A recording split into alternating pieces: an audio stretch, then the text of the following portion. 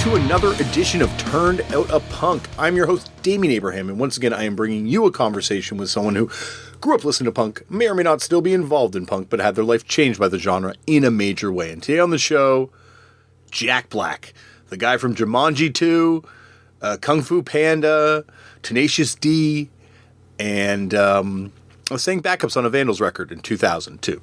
More on that in a second. But first, if you want to get in touch with me, you can head over to turnedoutapunkpodcast@gmail.com and send an email to the show. You can also find me on various forms of social media with the handle of @left4Damian, Damian.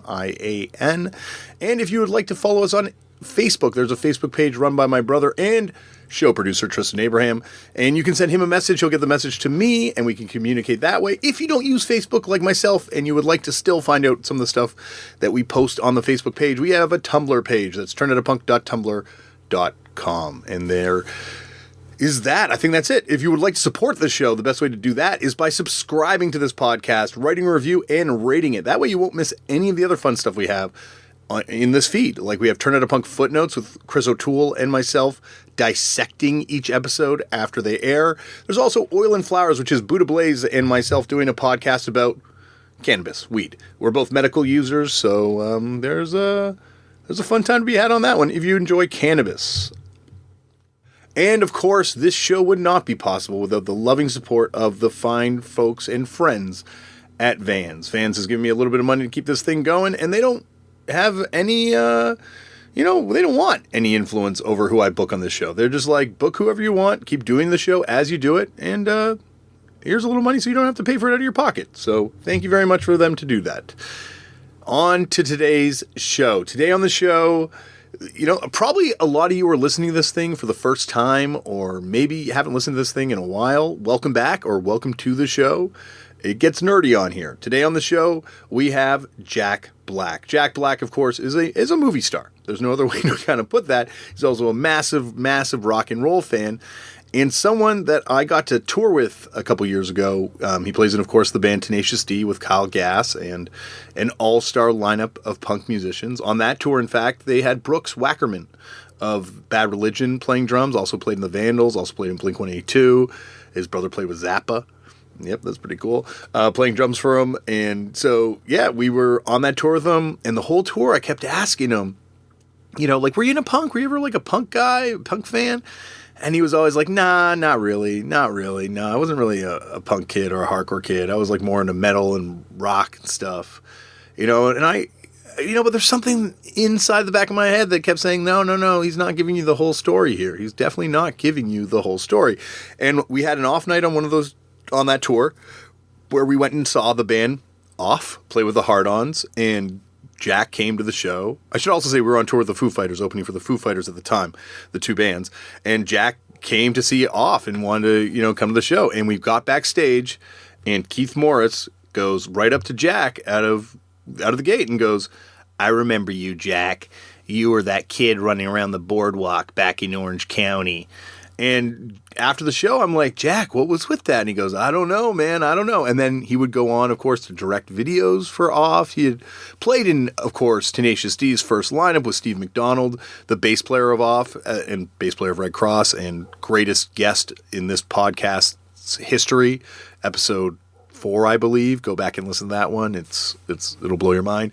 But yeah, Steve, had played with Jack on that first Tenacious D record.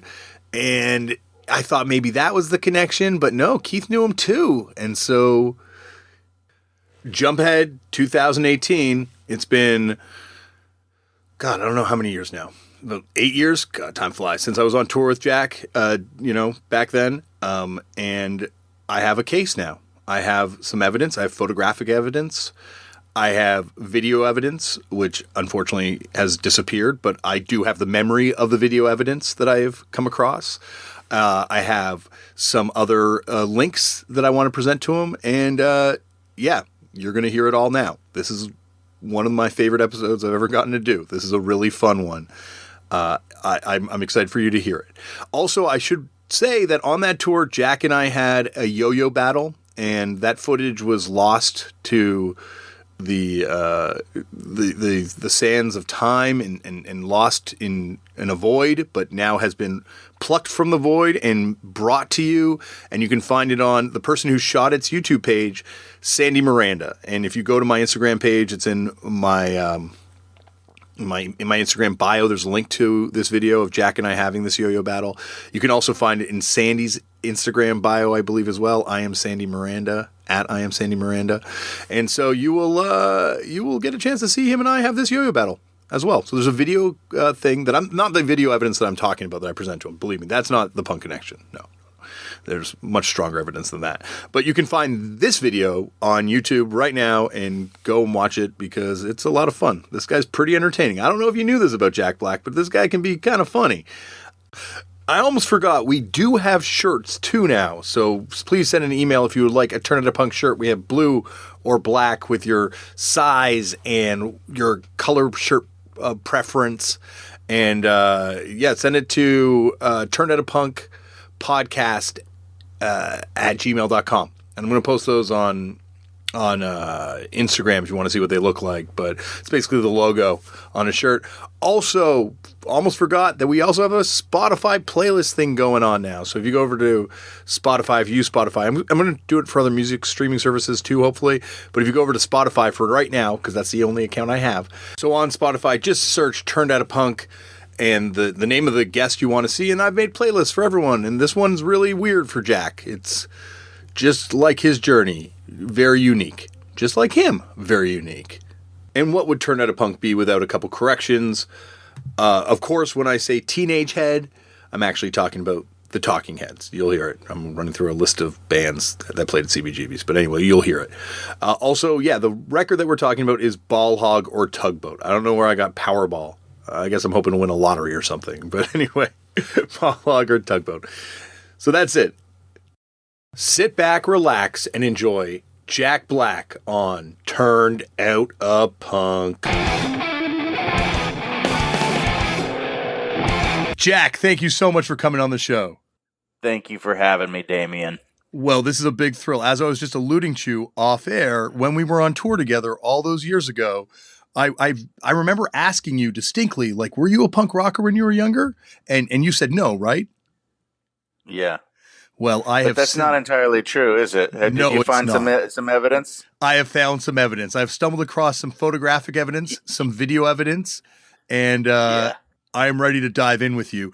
Jack, I got to start this off the way I start them all off, which is, how'd you get into punk? Do you remember the first time you ever came across the genre? Well, my big bro, Howard Siegel, was a recording engineer, and he worked on Devo, Freedom of Choice. And he was credited with coming up with the whip sound in Whip It. He figured out the sound that they had just sounded wrong, but then if he played it backwards, something like that, there was some technologies involved. And so he took me to that show, the Freedom of Choice tour, Devo show at the Santa Monica Vic. I don't remember when that was. What is that, 1981? 1980? I guess it would be 80, and, right? Yeah, and it was a mind blower. I don't know if you classify Devo as a punk rock band. Oh, you have to. They were strange aliens from another planet, first and foremost. Then they were punk rock. Yeah, it's true. But I feel like they deserve their own genre because they were such a strange mixture. You know what it was? They were punk rock, but they were also like a surrealist performance artists almost. Mm-hmm. You know, they had a concept. They came at you with like absurd short films before the show started. They came at you with characters, costumes. It wasn't just your typical like punk rock experience, right? Wouldn't you agree with that? Well, I think you're right. And I think, though, in a pre-codification of punk rock sense, they are punk rock. But yeah, now when you think of punk rock, you think of like the Ramones, this sort of stripped down idea. But like, yes. But if you think about the Ramones happening at the same time as you have, Teenage Head and Blondie and Suicide and like all this stuff in New York that was all punk rock. And I think, you know, in LA, you've got the Screamers happening at the same time. You have X and the Germs, and it's all punk rock. And I think Devo, by extension, you know, happening in Cleveland or Columbus or Akron, right? I think it was Akron. I think you're right, Akron. But like you have that whole like sort of Ohio scene with Tin Huey and Rock from the Tombs before that, and Electric Eels and all that. I think is, you know, pre-codification punk rock. I wish I could agree with you, but I've never heard of the Electric Eels. And I feel like maybe you're making up some band names that don't exist. See if I go, oh, yeah, well, the Electric Eels, of course that's where it started. And then you say, busted. There is no Electric Eels. I would I'm never not gonna fall for that possible trap. I would never do that to you, Jack, because trust me, you could do it to me as well. So we're just beginning your journey, and I don't mean to be giving you this info dump this quickly. But I'll tell you one thing about my memories from that mind blower of a show that that Devo put on that night in Santa Monica when I was 11 years old. It started off with a short film that reminded me a lot of like Eraserhead. I had not seen Eraserhead at that time, but now in retrospect, I put those two sort of in the same category of cinema. Yes. You know, there was that industrial darkness and walking in the sort of it wasn't post-apocalyptic, but it was just sort of like sad and dark machinery, tapestry, and this just sort of dark sense of humor and this strange little boyo character. And it was it put you in a state, you know, before the rock even started. They put you in this place where it was just very contemplative and otherworldly. Mm-hmm. It was pretty rad. It definitely made you feel like you were on acid in a natural state. There was a theatricality to their punk rock. They were like I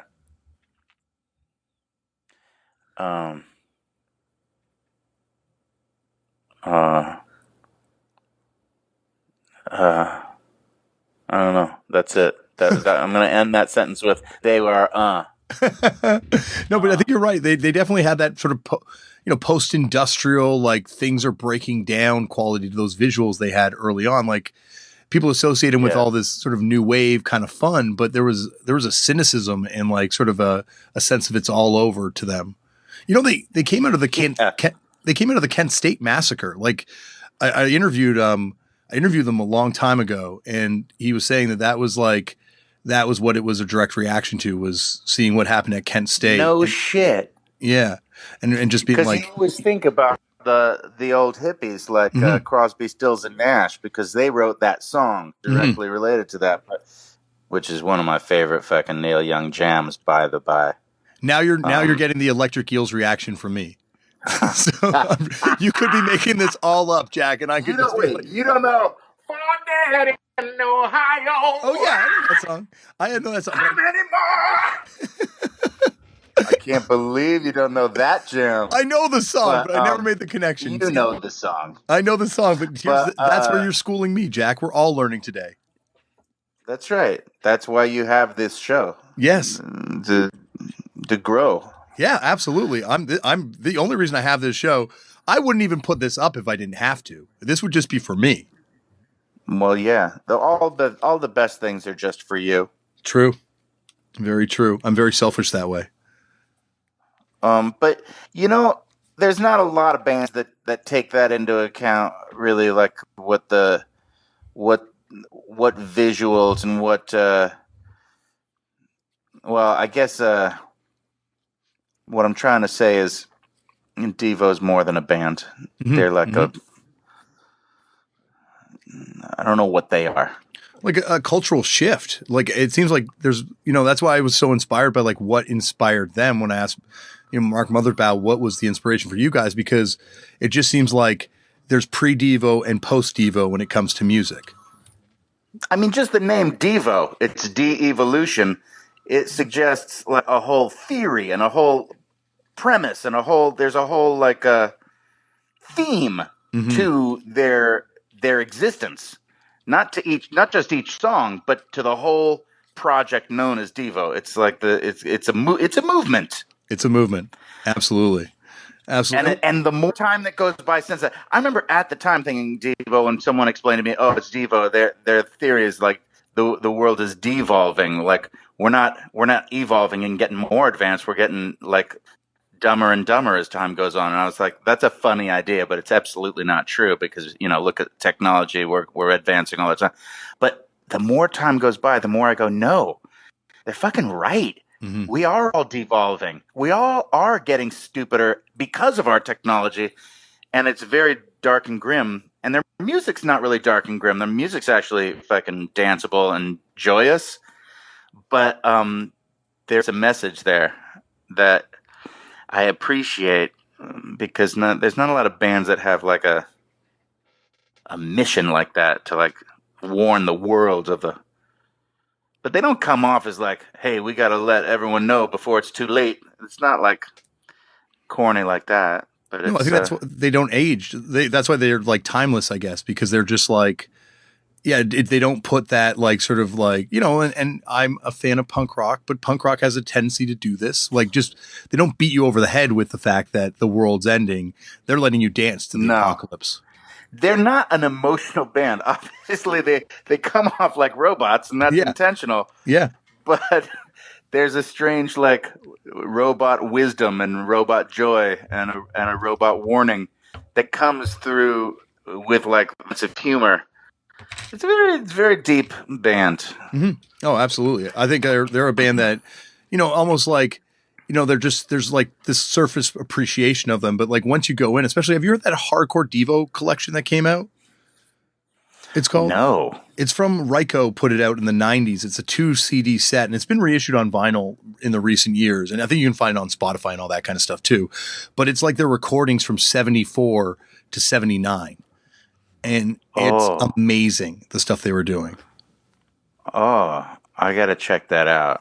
It's awesome. It really is worth What's it called again? Hardcore Devo. I'd like to write it down on my iPhone device, but I'm talking to you on my iPhone. I'll hit you with a text. Remember Hardcore Devo. I'll hit you with a text afterwards because you definitely. I remember they had that Greatest Misses album. I thought was so funny. Everyone's got a Greatest Hits, but they also did a Greatest Misses that I thought was pretty rad. Yeah, they're like, and their aesthetic also has aged really well too. I've got like a bunch of Devo action figures right now I'm looking at on my desk in front of me, and it's like that, like a band now could come up with that aesthetic and it would just feel just as fresh. Where did you kind of go from Devo though? Like you'd seen this at 11, which is really early. That must have been mind blowing at that age. Well, yeah, it was mind blowing, and you'd think that would launch me into a world of punk rock. But I don't think I was really ready for it. Yes, that just marinated in the back of my subconscious mind for years before it really took to flower. But when I went to school the next day, I bragged to all the other kids that I went to see Devo, and they were all jealous because they were all 11 and like, what? You got to see Whip It? Oh. How'd you go? And I was like, my brother worked on the album. You lie. He did not. You're a liar. And then I went home and I took my copy of Freedom of Choice, and I forged the signatures of all the names of all the band members in Devo onto my copy. But it looked really dumb. It looked like a little kid had forged the signatures because was the case. So I took it to school the next day to show the naysayers. Mm-hmm. But I kind of just flashed it to them real fast because I didn't want them to study the signatures. I was like, see, I told you. I got it signed from all the members of Devo because I'm my brother's friends. And then I put it in my locker and I locked it and I went to class, and when I came back to my locker, it had been busted open and someone stole my fucking bullshit forge. But the joke's on them because it's a worthless piece of shit. So, oh no, now it's an autographed by Jack Black record. Yeah. Derek, you stole a piece of shit. So bite it. That's awesome. But then from there, Yeah. I took a deep dive into a lot of. Well, I was really into Journey. Mm-hmm. Yeah, here's where the judgment begins. No, there's no absolutely not. Like, believe me, Escape. You saw Devo. You've got a lot of leeway, my friend. Way more than I have. See, I get leeway now. Now I can say some bands, course. and it doesn't matter who I say because I start with Devo. That gives me at least like 10. Like not. Well, you know what? Why am I so ashamed? Fuck it. Maybe I still listen to Journey sometimes. Okay? There. I said it. I love Journey. Escape. It's a great record. And then, there was some Styx. And then I remember I went to the record store to get the new Journey or Styx or something. Mm-hmm. And there's a kid there, an older kid who's like, 16 is like, no, man, you don't want to get that. You want to get Blizzard of Oz, bro. Blizzard of Oz. So I was like, all right. And I took the Ozzy Osbourne solo album, fresh off the fucking griddle, Blizzard of Oz. And that was the real first game changer. Because before that, it was all, Journey, Styx, ABBA, Beatles, Mellow Jams. Who did I like? Simon and Garfunkel. But then, the Prince of Darkness took over, and Randy Rhoads weaving his magical spells on electric guitar. So that opened up the world of heavy metal to me, and that was really my main jam for the next 5 years. It was all about Iron Maiden and Judas Priest and Black Sabbath and AC/DC and Led Zeppelin, all of your fucking classic rock devil worshippers. And then, of course, there was also The Who and some satanic bands that were just as hard rocking, if not more so. Van Halen. Mm-hmm. I love the ones that had the sense of humor along with the rock, like Van Halen. David Lee Roth was funny. He was a personality. He was an old school showman, mixed in with his crazy, sexy fucking. Can't really call it heavy metal, but there was nothing more rockin'. And then AC/DC. Especially with Bon Scott, were funny as hell. Fucking big balls. Yeah. Classic comedy rock jam. I've got big balls. He's got big balls. She's got big balls. Together, we got the biggest balls of them all, Jack. Yeah. My balls are always bouncing. And then in high school, I started to get back into the punk rock when I was turned on to the Minutemen, who were no longer playing together at that point. It was Firehose. Mm-hmm. But Firehose was rad. I had this friend that was a great bass player. What was his name? Sean Wheatley. He was in a rad band called Mustard. And he would play all the rad punk rock jams on his turntable. And he said he loved Firehose because you could literally put the needle down anywhere you wanted on that record, Ragin' Full On. And it didn't matter where you laid the needle. It was going to be fantastic. So we tested his theory like 100 times and just randomizer, put the needle down in random spots and like, yep, this part is fantastic. It was just so packed with good fucking punk rock juice. I never knew what that guy, Ed from Ohio, was singing about. The lieutenant becomes casualty. Wait, that sounds actually kind of head politics. But there was some strange stream of conscious poetry that I never really understood. But Fucking love to see them play live. Mike Watt, my favorite bass player, Oh, just blowing steam out of his fucking ears. And yeah, that drummer, everybody, it was one of the great 3-piece bands. And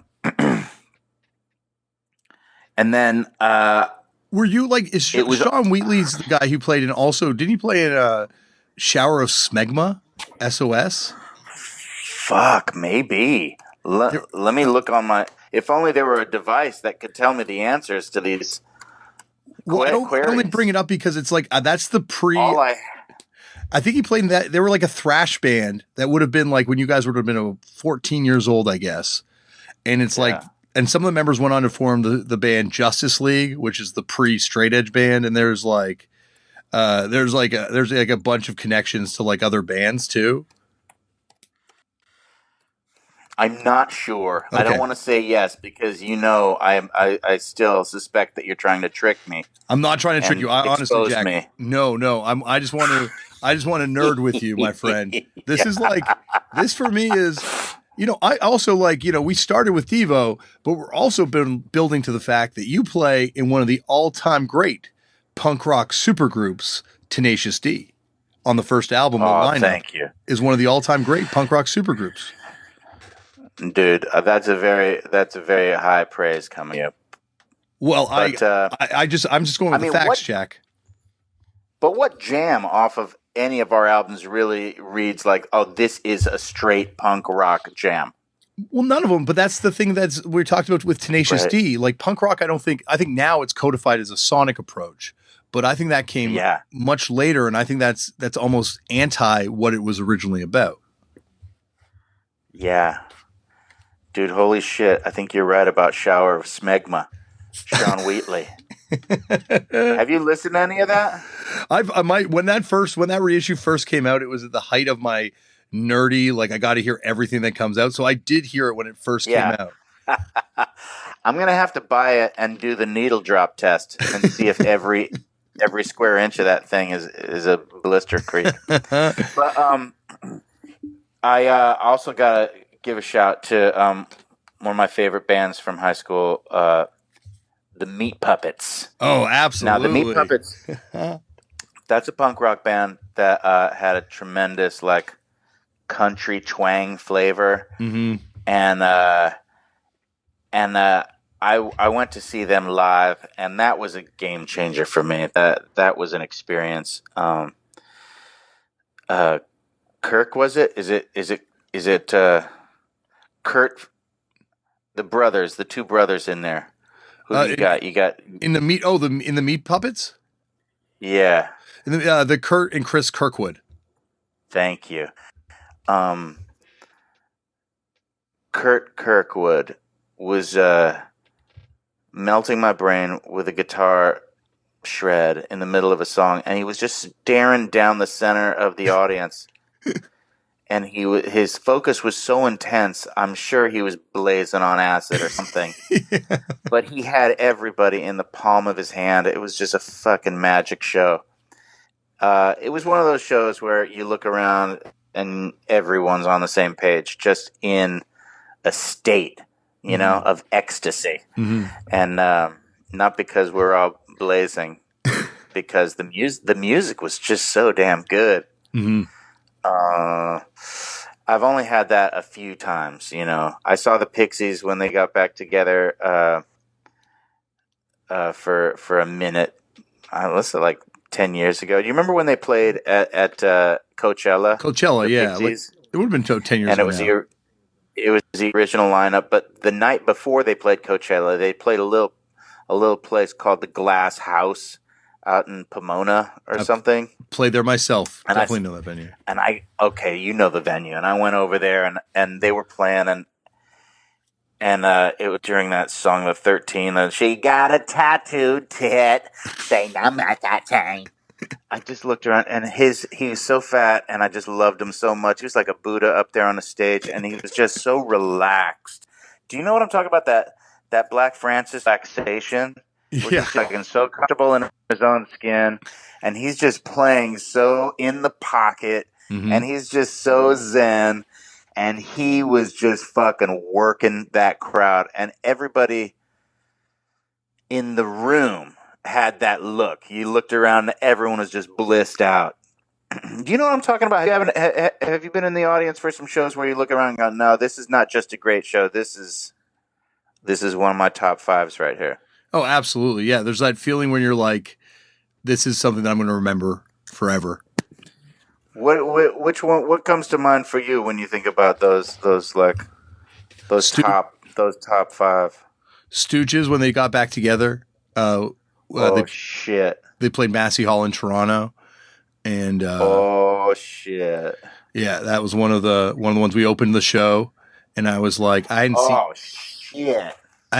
seen them yet, so I was like, we're gonna kill them with energy, and then they came out and they just destroyed us,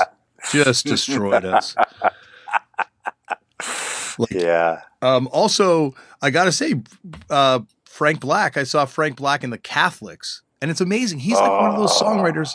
He's done like to do it 3 times with 3 different sets of musicians. I think it's not just luck. It's like it's something else at that point. And like he's done it. He was amazing at that Catholic show, and then he loaded up all his own gear. I love those records. Oh my God. Those are some like undiscovered gems because it never got the love that the Pixies records got, and they never got the love that even like the Breeders records got. But they're every bit as deep and delicious. Those Frank Black and the Catholic songs are layered, and I just love his like off rhythm jams. You know, unexpected little turkey nuggets of pleasure. Well, to bring in the fire hose right now, you know it's a sick song off Powerball Tugboat, that Chinese fire drill song that he does with Mike Watt. Oh yeah. That's a jam. Yeah. That is a great one. Wait a second. It's Mike Watt. Mike Watt is the whole album. Yeah, remember it's like it's like that ultimate 90s super album. But every song had a different guest musician on ball tug or tugboat, whatever it was, ball hog or tugboat, ball hog, ball hog or tugboat. Now you got I'm lost. But yeah, it's that Mike Watt one. Which song were you thinking of a particular song? Living this life is trying to learn Latin. Dun dun dun in a Chinese fire drill. Yeah. Who was he jamming with on that one? I think that's Dave Grohl on drums. Oh yeah. Frank Black on vocals. Yeah. It might be Jay Mascis on guitar. Yeah. Damn. That's a super group there. That's a super group. Like what an album that is. That brings another one that comes to mind. Another one comes to mind. I saw Dinosaur Reunion. Was it Dinosaur Jr. or Dinosaur? With the original lineup, with Lou Barlow on bass. And that was the first concert that I went to with my wife. That was back, I guess, like 12 years ago. Maybe 13 years ago. But it was delicious. Yeah. Oh, God. They're one of the few bands that gets back together and puts out new records that are kind of like worthy of the nostalgia. Yeah. Jay Mascis. Yep. What about Dave Grohl? Did you ever see Nirvana back in the day? No, my friends went, but I didn't get. I got a Nirvana. You were like, "Fuck this! This is too much hype. I'm not buying it."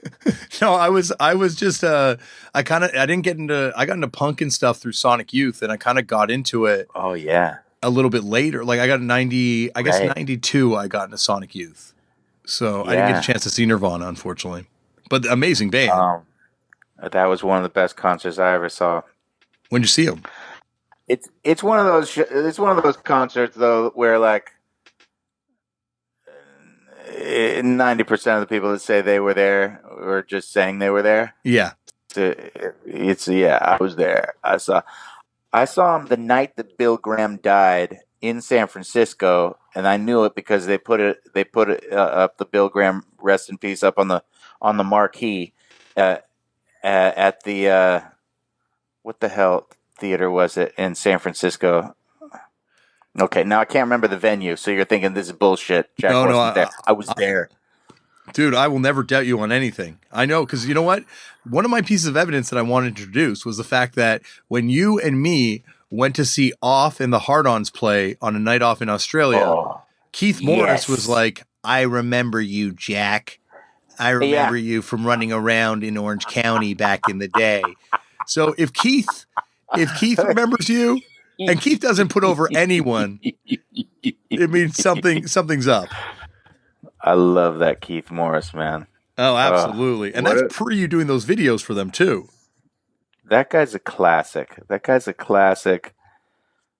I want a movie about him, you know. Yes. I don't know who would play him, but his voice his voice is so distinct, and you just want to like follow him around with a camera and get some of that sweet punk rock magic down on celluloid forever. Yeah, definitely. He's like, maybe it's a follow doc instead of a character piece, you know?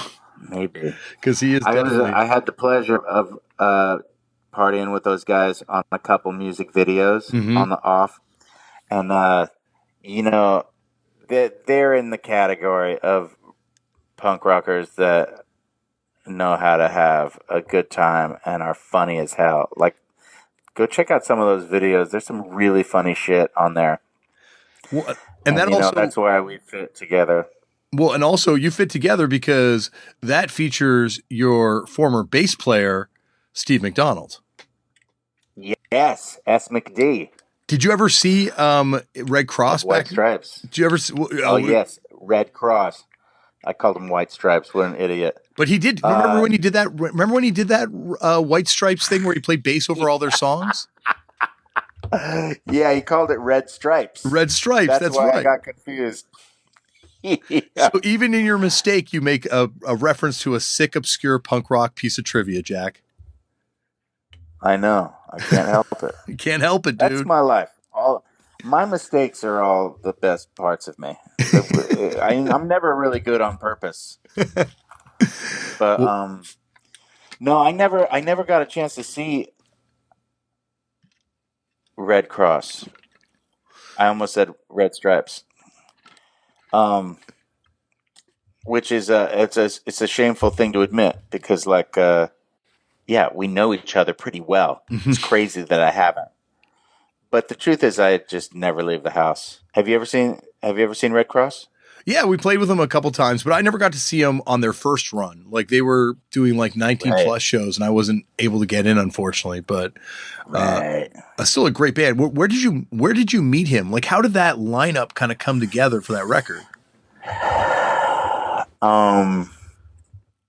He came to a Tenacious D show early on and just was like, dude. And I listened to his records and was a fan without ever having seen him.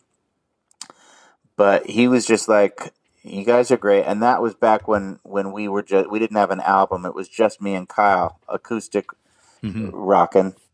And he said, let me play bass in your band. And we're like, oh shit, it's on. And then we got this other guy, Warren Fitzgerald from the Vandals, was into it too. And we met him through David Cross and Mr. Show. He was hanging out watching those live tapings back in the 90s of Mr. Show, which was like the fucking seminal rad alternative comedy television show of the 90s, you know. And that was like a scene. A lot of people were going just to watch the tapings of that show, and it was a great place to like meet people and start up other projects. Like other fucking rad comedy projects came out of that scene. But so we, because you guys were that was your first. We just recruited them. Okay, that was your first TV show too, right? When you were on Mr. Show, first TV appearance, right? Yep. That's right. Big fan. Well, that's not true. I personally, I had a couple other credits. When I was 13 years old, I did a commercial for Atari. A video came called Pitfall. What? Way before you were born. Yeah. Oh my God. How Back old? in 1982, 83, somewhere like that. Jack, you flatter me with how young you think I am, but I definitely remember Pitfall. Are you a child of the 70s? When were you born? 79. Oh, yeah, barely. Well, Yeah, I do remember you Pitfall. remember Pitfall. Yeah. Do you have siblings? Brothers Yeah, or sisters? I've got a younger brother. Yeah. Oh, okay. But that's how I got my start in the biz when I was a child actor, you know, and I went out on a lot of auditions. I got little parts here and there, but it was actually through my theater gig with the Actors Gang. I got my first movie role was Bob Roberts that Tim Robbins from the Actors Gang directed, and then I started getting little parts here and there. But it wasn't until Mr. Show, like David Cross came to see Tenacious D play in a little club in downtown LA called Al's Bar. It's not there anymore, I don't think. Mm-hmm. And he was like, you guys got to open for Mr. Show. Just come out and play. We're going to do some live shows. This is before they had the TV show. Yeah. And we're like, yeah, we'll do that. Why not? And we met all of those guys, and they had their show, and they were so rad. And they asked us if we wanted to do a little mini show in front of Mr. Show, you know. And that was that's really how I got my career started, was with Tenacious D and David Cross and Bob Odenkirk. So yeah, even though I had a little part for then, I do credit Mr. Show with really launching my actual career. And another punk rock connection too. David Cross, punk rocker, former guest of this show. Oh yeah, no, he knows his shit. He's got an encyclopedic memory. He's funny, and his great stuff is on purpose. Have you ever seen that clip of him and RuPaul from like 82 smoking cigarettes in like in Atlanta? No. But awesome. I know that's his hometown. Yeah. Wow. It's at RuPaul and the U-Hauls, RuPaul's punk band or new wave punk band. One of their shows. And at one point, the guitar player pulls out a cigarette and needs someone to light it. And who comes in to light the cigarette? David fucking Cross. That's awesome. It's awesome. It's one of my favorite YouTube clips. It's a deep dive, but it's definitely worth a dive. Jack, there's this photo which is circulated around the internet that I need to ask you about. It's of a mosh pit at a show for the Orange County band. I believe they're an Orange County band, Visual Discrimination. And the show, is in Reseda, California. And there is a gentleman in the mosh pit with very curly long hair. And it has been purported to be yourself on the internet for a number of years now. Dude, I have no memory of that. What year was that photograph taken? Is there any 87 more information you can give me? 87. 1987. In Reseda? In Reseda. Can I send you the photo? Yeah, send it over. Okay, I'm going to send this over. I'll tell you. It might refresh my memory. Okay, I'm going to take me 1 second to find it. There was another band I wanted to say from my early days. What's that? That I loved. Might be my favorite punk band. The fucking Descendants. Oh, yeah. Milo Goes to College. Absolutely. Milo Goes to College is one of the great records. And recently, I stumbled upon this fucking gem of a documentary about the Descendants called Movieage? Is it? Filmage. Movieage. Filmage. Filmage. That's Filmage. It. Yes. Filmage. Yes. Fantastic. An amazing movie. And you know what? The revelation was about that Anderson guy, the drummer. Oh no, Bill Stevenson. Stevenson, not Anderson. God, I'm an idiot. No, you're Bill not. Don't worry. Stevenson. Yes. I didn't realize how much Rocket Sauce was Bill Stevenson. I just always assumed it's Milo. He's the front man. He's singing those songs. He went to college. He must be the one that was fucking the Rocket Sauce. I gave way too much credit to Milo and not enough to Bill Stevenson. No, I just absolutely. didn't, I guess, spend the time to read the liner notes or see who wrote the shit. But that guy was, what a force, what a creative force. And then you see where he went from, like, all the stuff he did with the Descendants and all, but also with, like, he would jump into Black Flag for periods of time, and like he was collaborating with tons of great people, and I saw him at a Tenacious D show one time because I think he was there because his kids were deep into the D, and I knew that he was in the audience, so I sang, like in my solo, I sang some Descendants, a chunk from one of his songs. And afterwards, I was talking to him, and I was like, "Dude, did you hear the song? I sang a little bit of Gene is Dead." And he was like, "No, when?" I was like, "Now you're coming." And I was like singing it back again to him, and he's like, "Oh, yeah, I didn't recognize that." I was trying to create a rainbow connection, but it didn't quite take. All right, sorry. There's a dude here.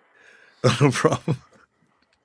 Can I call you back? There's a dude here. Yeah, you call me back. That's all it says. Yeah, Jack, the photo. Do you know who that band is? The band is Visual Discrimination, I believe, which is a Orange County band that put out an LP on Nemesis Records. I believe 2 LPs on Nemesis Records. They were kind of crossover, like, metal-y, but definitely like fast punk, but like certain like hardcore thrash. Tell me what they're called again. Visual Discrimination. God, there's just I have zero recollection. Visual Discrimination. Yeah. And they would have been thrashy, like, so it would have appealed to your metal side and also this, punk leaning, and it would have been around the same time as Mustard, or Yeah. that SOS band, or just after that SOS band, I guess, that we talked about earlier. I'm looking them up to see if I can hear. Maybe the music will bring something back. Okay. I appreciate you taking this as serious as you are, because I trust me, we take this. Well, I want to get to the very bottom of it before I say absolutely not. It was not me. Yeah. The number one song from Visual Discrimination is "Crawling." I'm about to listen to it.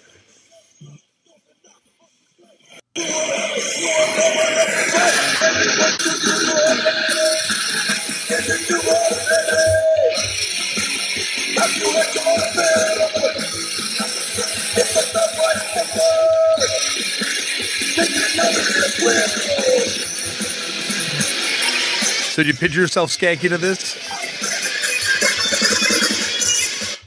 Yeah, I don't have any recollection of going to see a band called Visual Discrimination, and I wonder if there was someone else on the bill that I was like, oh, but I don't know who else was on the bill at that concert. I don't really remember going to Reseda to see shows. Okay, that's just deep in the valley. All right, I'm not. And Visual Discrimination. It sounds like it might be a fucked up racist band. No, they are those guys. No, definitely not. I assure you that I'm not setting you up in any way that way. I promise you. Trying to get you to admit to seeing something super sketchy. No, they actually are an interesting. I love Visual Discrimination. They're actually an interesting band because they came back together in the late '90s and put out another record on a label called Deep Six, or it might have been 6 Weeks actually. Weirdly, there's 2 labels with that kind of similar name. But they got back together a little bit later and did another 7-inch. And I was like a huge fan of that 7-inch, and then found out about these early records. And then of course saw this photo and was like, wow, that would be an amazing coincidence. But we're going to have to leave this one in the unknown column for now. Yeah. Sorry. It's okay. I can't confirm or I'm leaning towards deny. I don't trust my own brain to remember things with absolute certainty. Were you a mosher though? Were you a slammer? I did dip my toe into the mosh pit from time to time, but it wasn't like a thing like, all right, it's Saturday night, time to go moshing. It was a thing that would happen, you know. You get caught in the occasionally. mosh. When the spirit moved me. Yes. Yeah, like Xanthrax said, you get caught in that mosh. Yeah. I'd steer clear if it felt like a violent mosh, though. Yeah. I'm a little scared. I'm a scared of like a flying fist. Yeah. People using it's nothing's worse than someone using the mosh pit as an excuse to fucking haul off and punch someone in the face. Mm-hmm. And that happens a lot, unfortunately. Yeah. Bringing their rage. Mm-hmm. You know, got plausible deniability. No, I was just moshing. That one got away from me. We mentioned when Warren. I punched you as hard as I could. Teeth. We mentioned Warren Fitzgerald earlier. Were you a fan of the Vandals at all? Did you ever get to see him? I did get to see the Vandals, and I do love the Vandals. Once again, it's the combo of the good hard rock and punk rock and comedy. They understand like that mixture. Mm-hmm. There's a chosen few who get it, and yeah, and Warren just in general is an interesting bird. He's a rare, fascinating character. I don't have that many obsessions. Mm-hmm. You know, most people I just don't zero in on. But once in a while, a Warren Fitzgerald will come around, and you'll be like, that dude warrants further study. I'm just into his he's a Renaissance man.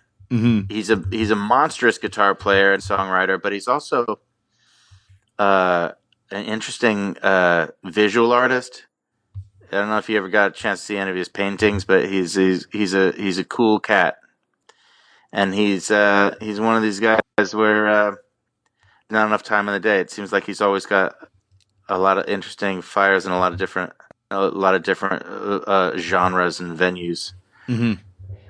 And I like it that he writes songs for other people too. You know, he's really great. That's when you know that an artist has it really going on, when they're like, oh, my cup runneth over. You sing this one. You do that one. And he works on assignment really well. You know that he wrote the opening song for School of Rock. Really? I didn't know that. Yeah. That's all Warren Fitzgerald. I asked him to help me out because I was trying to write some songs for that movie, and I needed just a blistering monster jam out of the gate, and he knew what to do. And I know that he wrote another song for a rad band out of Orange County that I met because I did that show, Yo Gabba Gabba. Mm-hmm. It's like the rad punk rock kids show from the early 2000s. Oh, Jack, you are famous in my house, not just with myself, but also with my young children for that appearance on Yo Gabba Gabba. Yo Gabba Gabba. Absolutely. Okay, good. And Jumanji 2 now, that obviously. But that's all Christian. It's that dude from Aquabats, right? The Aquabats. Mm-hmm. And but Warren Fitzgerald wrote the theme for the Aquabats Super Show. Oh. The Aquabats Super Show. And that was something found. Yeah,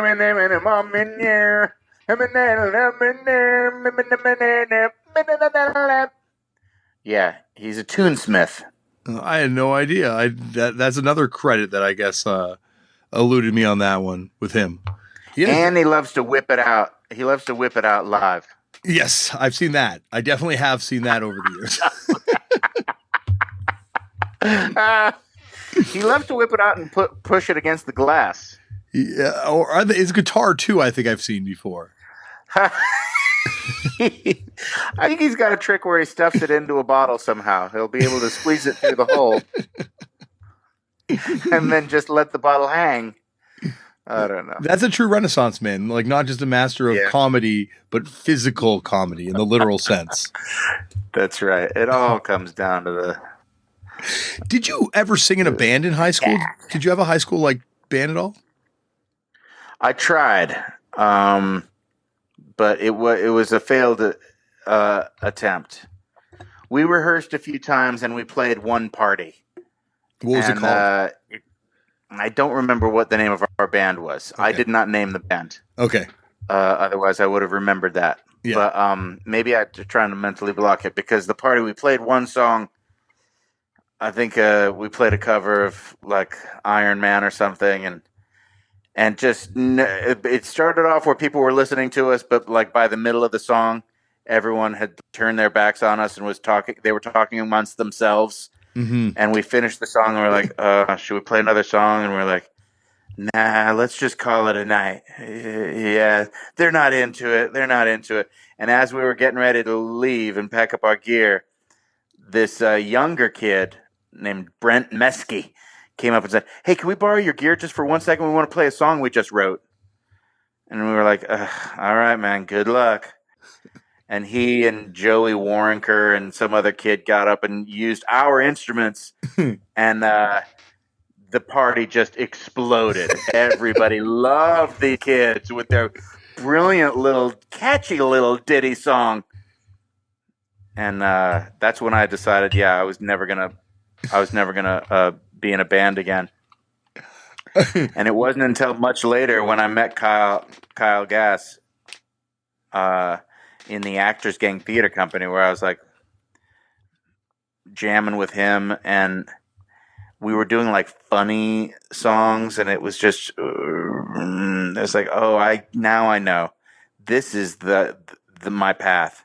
I cock, but it's got to be funny. It can't be straight up serious. It's too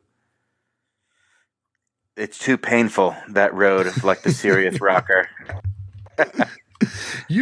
But I saw a clip years ago, and I think it's from like a student movie of you singing, and you sound like almost like you're just like a punk rock style vocal, like in like a forest. Oh my God, you saw that? It was online. You can't find it anymore. Like I went looking for the clip today, and I can't find that clip anymore. But that was online of you like singing like a punk. It sounded like a punk song.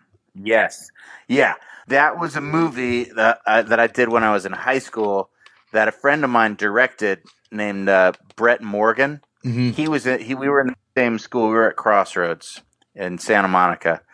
And this guy did this student film about a punk rocker. It was like it was not very good. Look, we were like 16 years old. And I don't want anyone to ever see that movie because it's very embarrassing. My performance is fucking cringeworthy. But it was an interesting idea. The idea of this punk rocker who becomes a normal, like, suburban kid throughout the course of the story. It's like based loosely on The Conformist.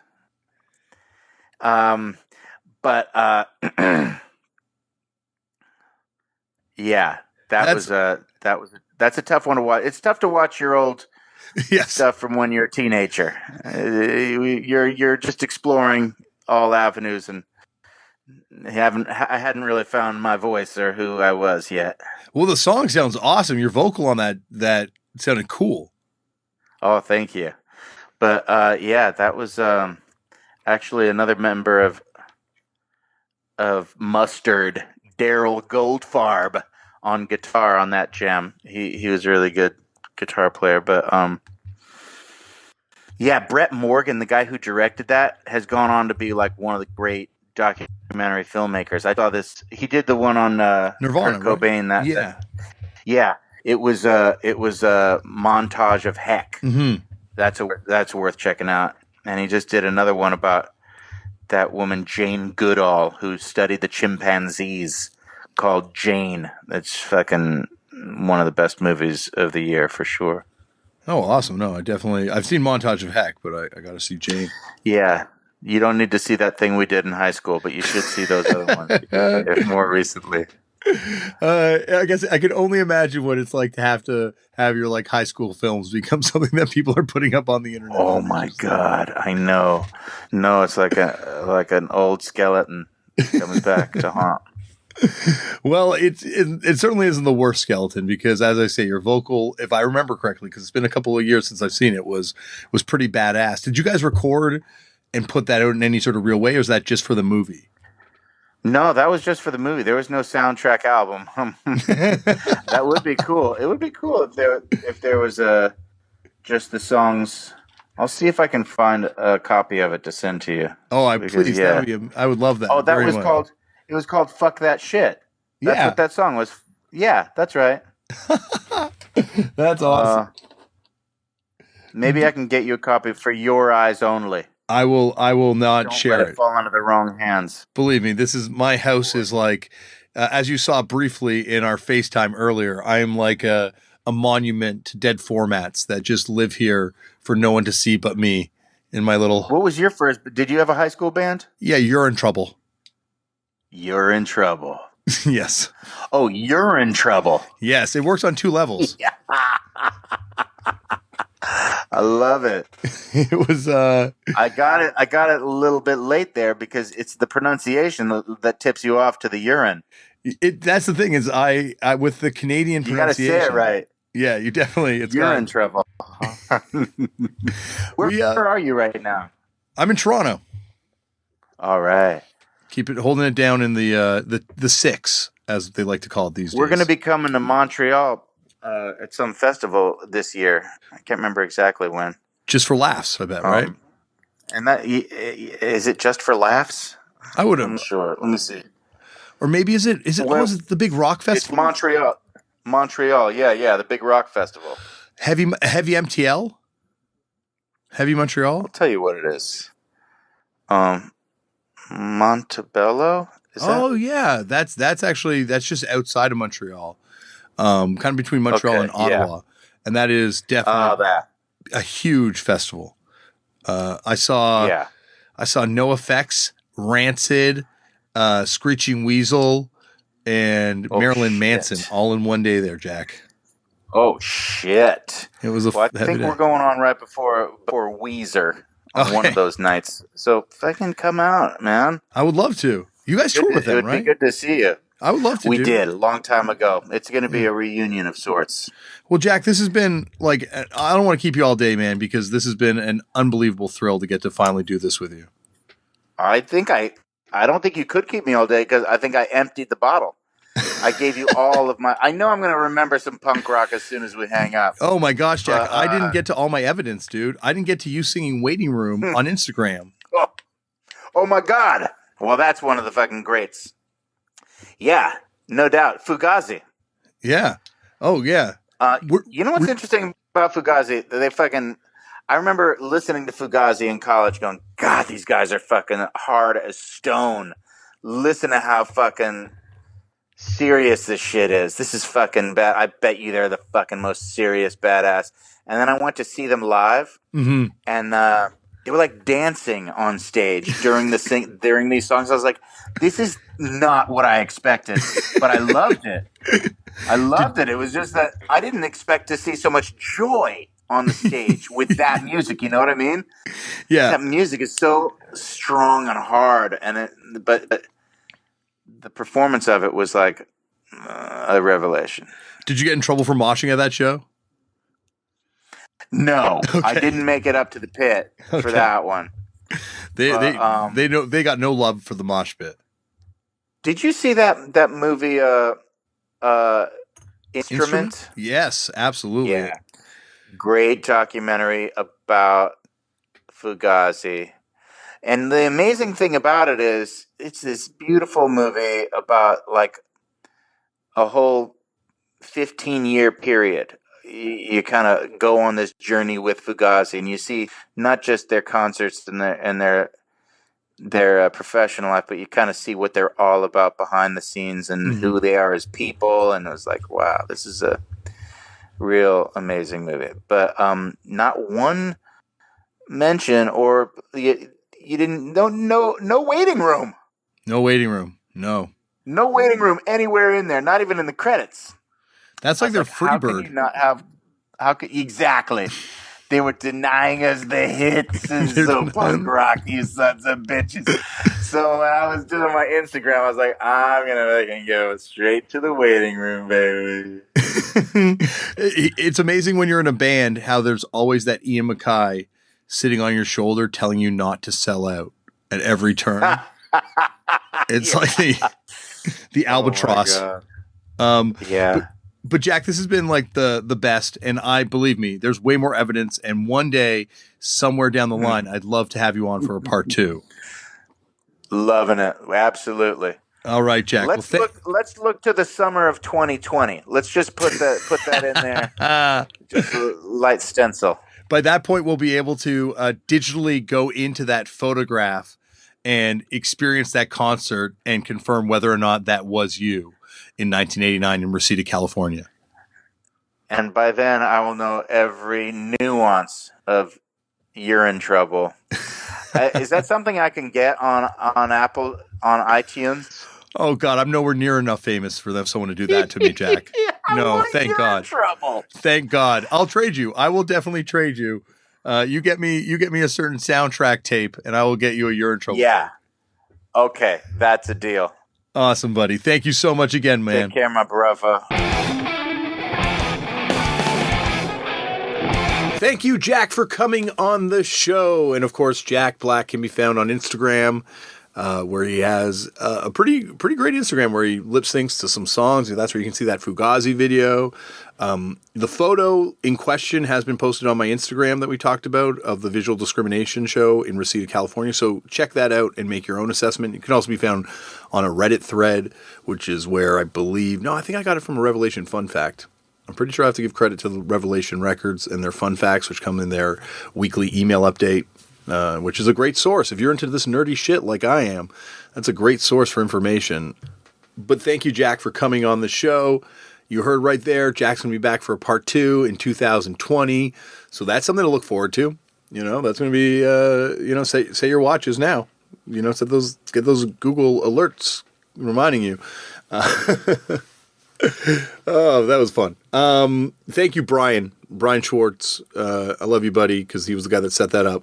And Tristan, and Kim and everyone else that helps out with this podcast. Thank you so much. Next week on the show, we're going from strength to strength. Next week on the show, Abdullah Saeed of the show High Maintenance, of the show Bong Appetit, used to do the Weedakit column for Vice way back in the day now. No, a few years ago, though.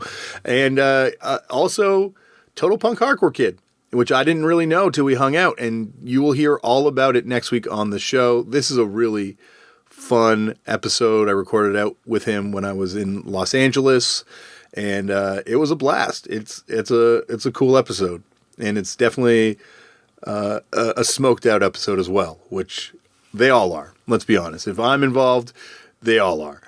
So that is next week on the show. Thank you, everyone, for listening. Once again, please find me on various forms of social media at Left for Damian.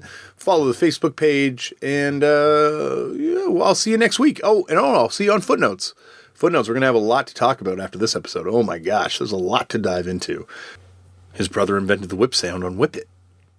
Anyway, thank you, everyone, for listening. This has been a lot of fun. Find me on social media. Send an email to the podcast. Follow us on Facebook. Go out there and make your own culture, because anyone can do this. Go out there, start a zine, start a record label, start a band, start a podcast if you're really lazy. And go out there and make your own culture. Thank you, everyone, for listening, and I will see you next week.